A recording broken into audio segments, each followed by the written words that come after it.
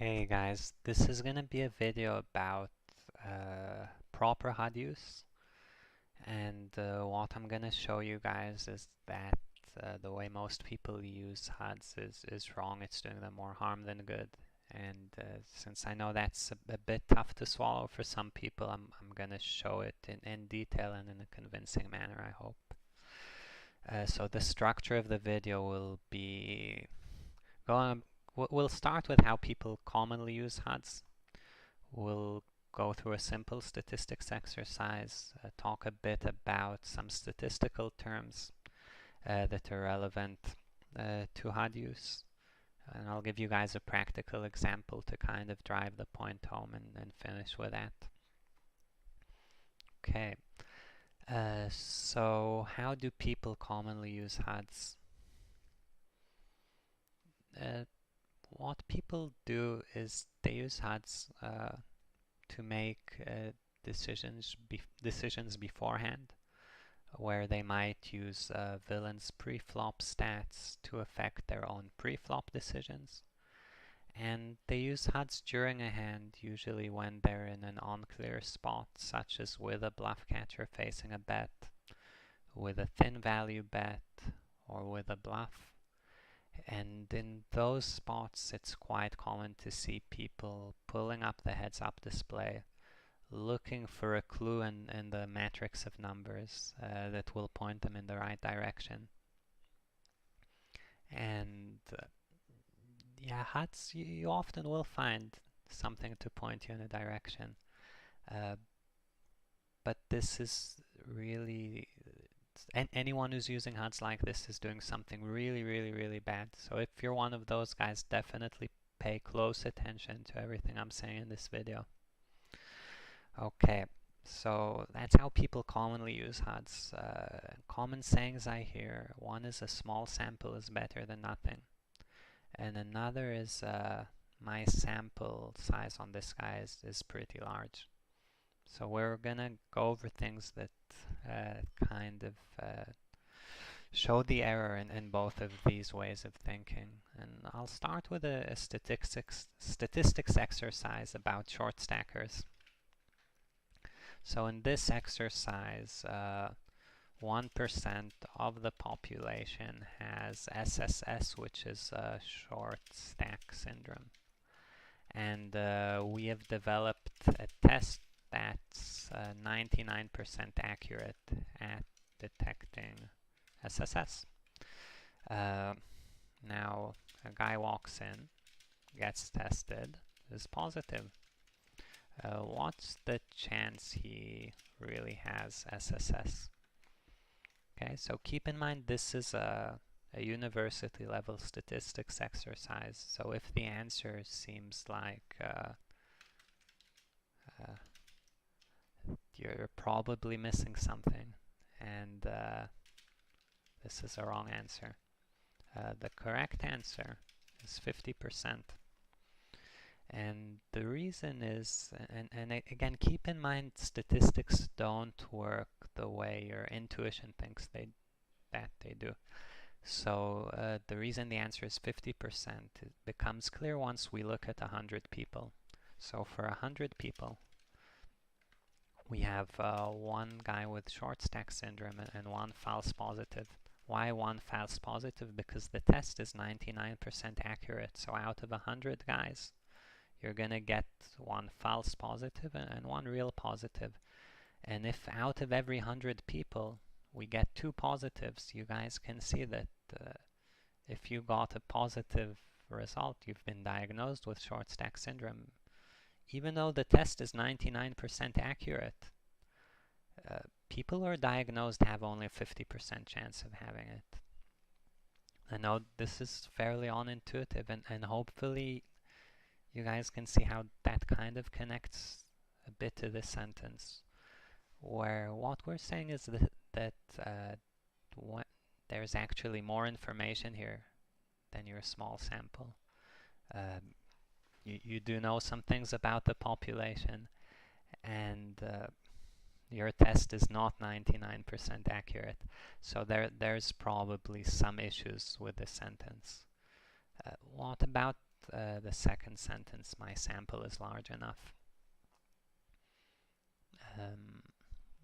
We'll get to that in a second. I think I want to show you guys a bit about confidence levels and margins of error.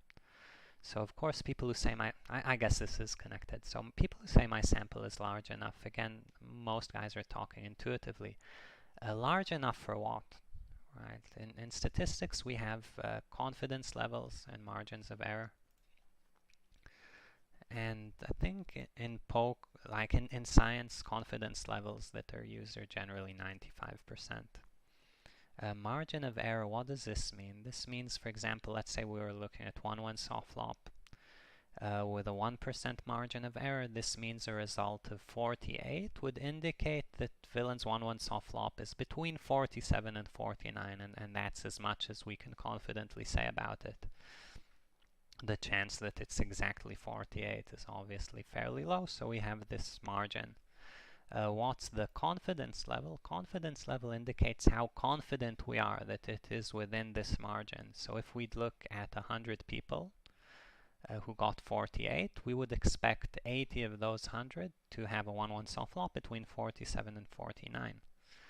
Now, I think to use 1-1 soft flop, you can't go above a 1% margin of error, since the 2% margin of error can't really differentiate between 47 1-1 soft flop and 51 51.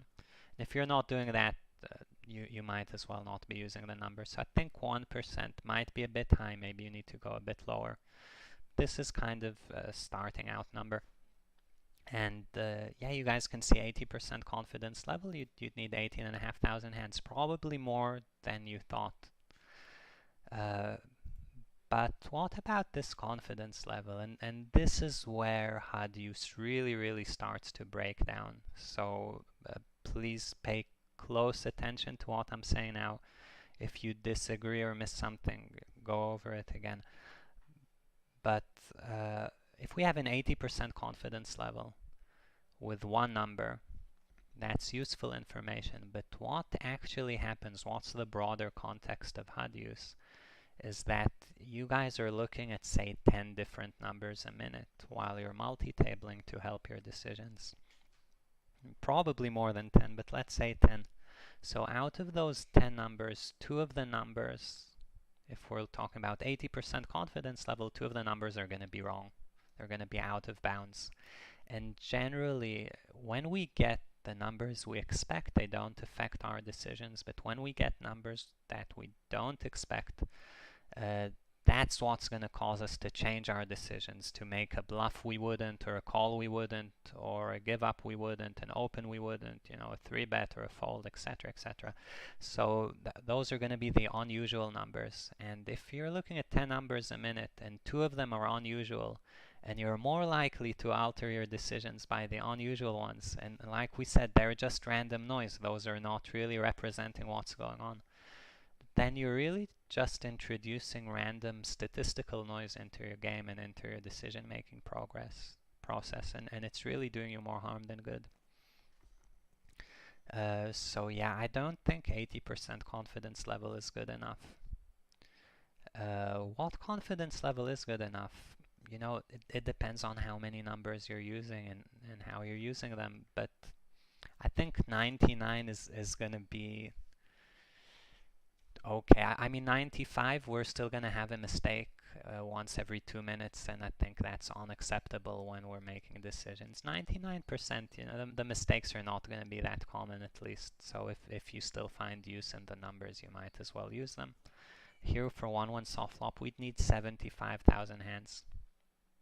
Right? This means that you know, you can't really use, in my eyes, the HUD the way that you've been using it. Again, because of this thing with confidence levels, margin of errors, and specifically large numbers, and the fact that we are looking at the numbers that are out of bounds, we just run into a problem.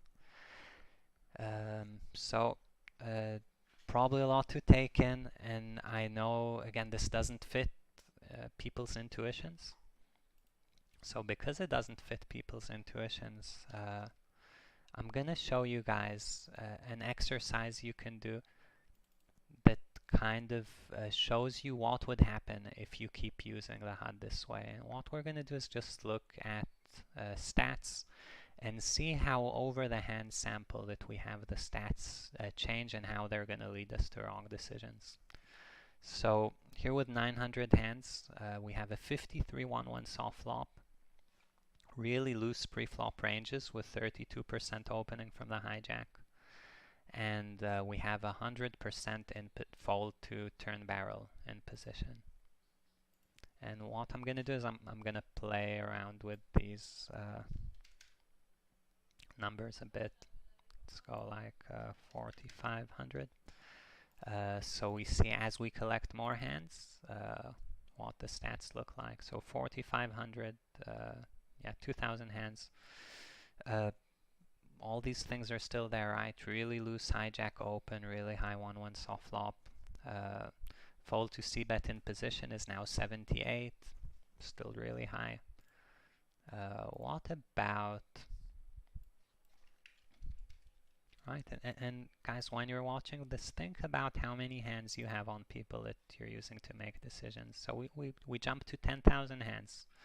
Suddenly 1-1 soft flop is 50, hijack range is still too loose, and now you can see that fold to c-bet out of position on the turn is 65 and in position is 72.